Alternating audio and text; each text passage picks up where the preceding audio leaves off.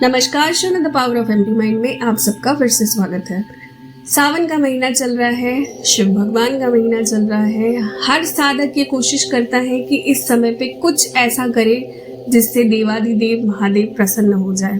वैसे तो देवादिदेव महादेव के लिए सिर्फ एक बेलपत्र ही काफी है उनको खुश करने के लिए, पर फिर भी हम साधकों का मन कहाँ भरता है।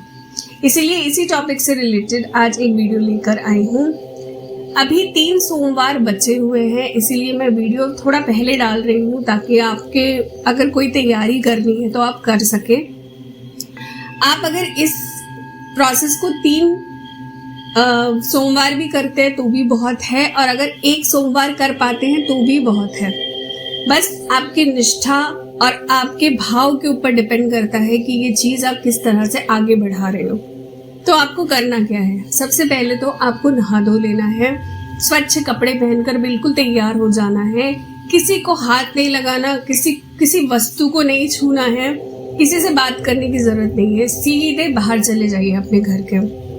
बाहर जाने के लिए मैंने क्यों बोला, हर किसी के घर पे आज की डेट में गमले तो लगे हुए हैं जिसमें उन्होंने कुछ ना कुछ अपने पसंदीदा पौधा लगा के रखा हुआ है। उस गमले की मिट्टी में आपको शिवलिंग बनाना है। ध्यान रखिएगा, वो गमला तुलसी का पौधा नहीं होना चाहिए। बस तुलसी के पौधे को छोड़कर कोई भी पौधा है आप उसमें ये शिवलिंग बना सकते हैं। जलाधार बनाने की जरूरत नहीं है, सिर्फ लिंग बनाने की आपको जरूरत है। जब आप शिवलिंग को बनाए ना, कॉन्स्टेंटली अपने मन ही मन में ओम नमः शिवाय का जाप करते रहिए। शिवलिंग बन गया। अब नेक्स्ट प्रोसेस, एक थाल ले लीजिए, उसमें पहले कच्चा दूध एक छोटे से बर्तन में निकाल लीजिए, क्योंकि गमले की कैपेसिटी आपको पता ही होगी कितना उसमें दूध आएगा नहीं आएगा। पर गमले के नीचे एक छेद होता है जिसकी वजह से वो पानी या फिर आप जो भी डालते हैं वो बाहर निकल आता है। तो दूध उतना ही लीजिएगा कि उस गमले से निकलने के बाद उसको कोई पैर ना लगाए। थोड़ा सा दूध ले लीजिए, उसमें लाल और सफ़ेद चंदन मिक्स कर लीजिए। आप अगर पीस सकते हैं तब तो ये बहुत अच्छी बात है, बट अगर आप पेस्ट भी यूज़ करते हैं, मतलब पाउडर ला के पेस्ट बनाते हैं फिर भगवान को चढ़ाते हैं, वो भी चलेगा, कोई दिक्कत नहीं है। आप पेस्ट बना लीजिए, उस दूध में डाल दीजिए। उसके बाद कुछ बेलपत्र ले लीजिए। 1 से 5 बेलपत्र आप आसानी से गमले में चढ़ा सकते, कोई दिक्कत नहीं होती है। पर ये आपके ऊपर डिपेंड करता है क्योंकि गमले का साइज आपको पता है। तो जितने भी आप बेलपत्र निकालते हैं शिवलिंग के ऊपर डालने के लिए, उन सारे में आप यही लाल और सफ़ेद रंग का चंदन का जो पेस्ट है वो लगा दीजिए। उसके बाद धतूरा, फूल, जो भी भगवान शिव को चढ़ता है वो आप अलग कर लीजिए। साथ ही साथ एक अगरबत्ती या धूप भी अपने थाल में रख लीजिए।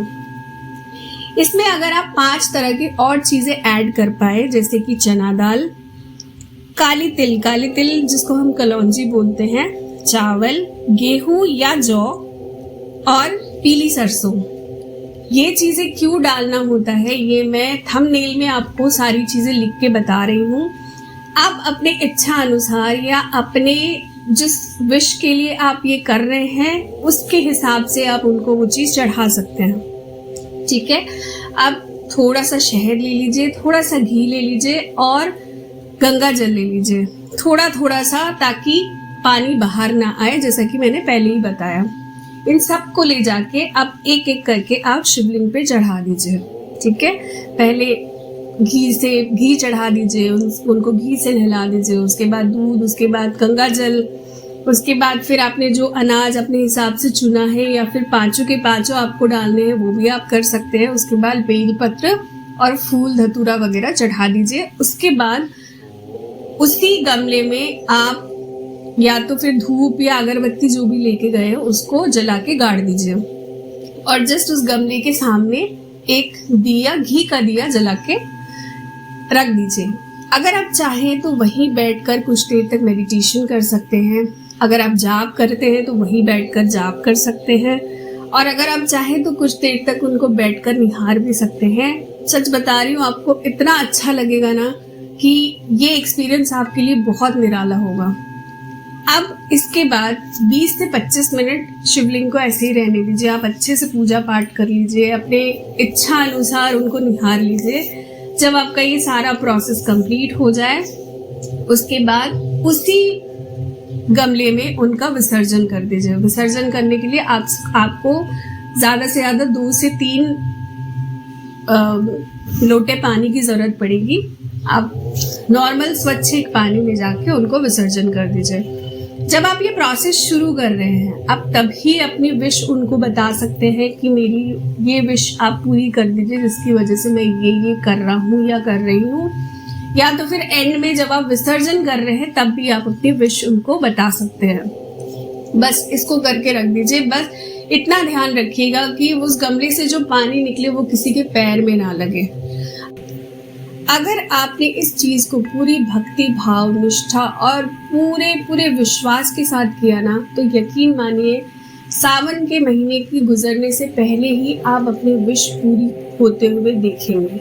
पर आपकी विश जेन्युइन होनी चाहिए। ऐसा नहीं है कि आप ये मांग रहे हो कि मेरे को कहीं पे गड़ा खजाना मिल जाए, या मेरे को 5 करोड़ की लॉटरी लग जाए, या मेरी स्टार्टिंग सैलरी जॉब की 1 करोड़ रुपए हो जाए। ऐसा नहीं होता। जो चीज आपको सच में चाहिए, भले उनके दर्शन की ही बात हो, आप निष्ठा के साथ इस चीज को करो। देखना आप खुद आओगे मेरे इस चैनल पे इस चीज को बताने के लिए कि आपको इसका फल मिला है।